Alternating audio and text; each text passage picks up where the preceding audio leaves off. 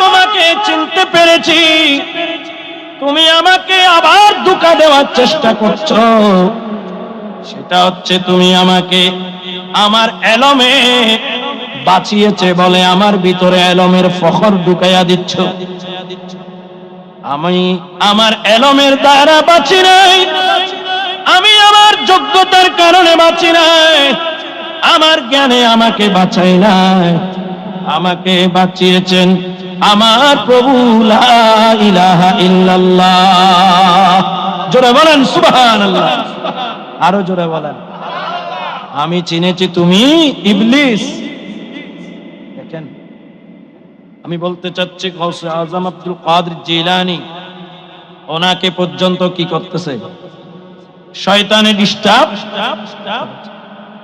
আপনি আমরা তো আমাদের কি গাউসে পাক তো বলছেন আমি এলমে বাঁচি নাই, কে বাঁচাইছে?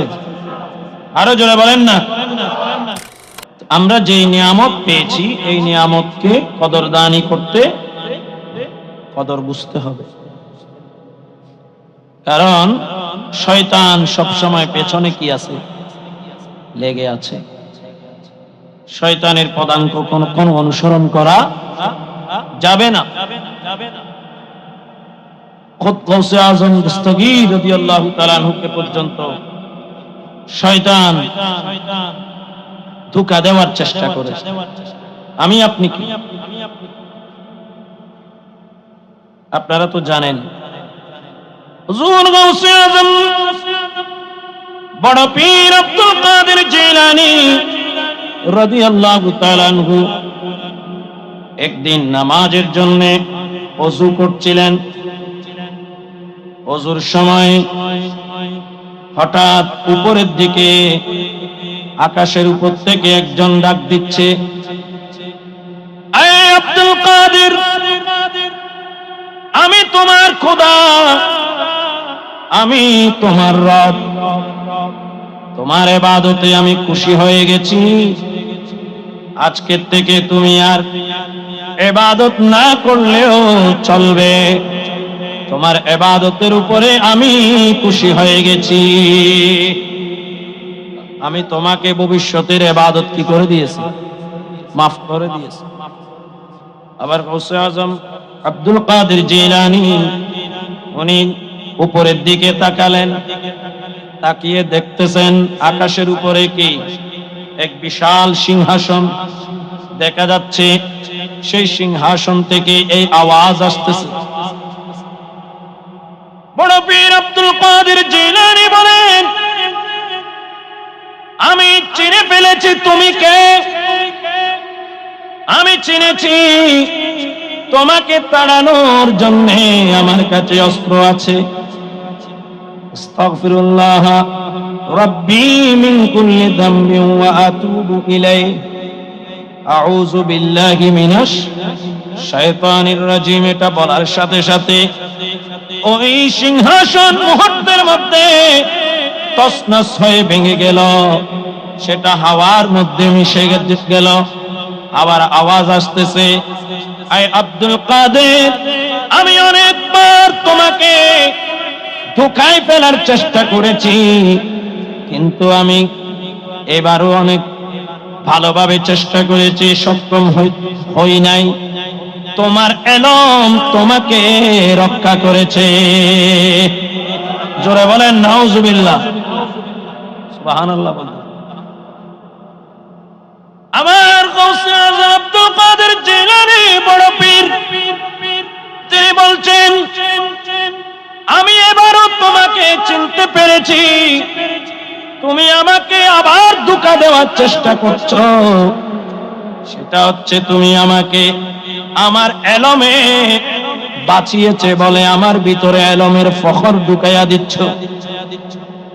আমি আমার এলমের দ্বারা বাঁচি নাই, আমি আমার যোগ্যতার কারণে বাঁচি নাই, আমার জ্ঞানে আমাকে বাঁচাই নাই, আমাকে বাঁচিয়েছেন আমার প্রভু লা ইলাহা ইল্লাল্লাহ। জোরে বলেন সুবহানাল্লাহ, আরো জোরে বলেন। আমি চিনেছি তুমি ইবলিস। দেখেন, আমি বলতে চাচ্ছি গাউসে আজম আব্দুল কাদের জিলানী ওনাকে পর্যন্ত কি করতেছে? শয়তানে ডিস্টার্ব। আপনি আমরা তো আমাদের কি গাউসে পাক তো বলছেন আমি এলমে বাঁচি নাই, কে বাঁচাইছে? আরো জোরে বলেন না। আল্লাহ বাঁচাইছে। তো উনি কত বড় আলেম, কত বড় আল্লাহর ওলি হওয়া সত্ত্বেও ওনাকে শয়তান ডিস্টার্ব করছে।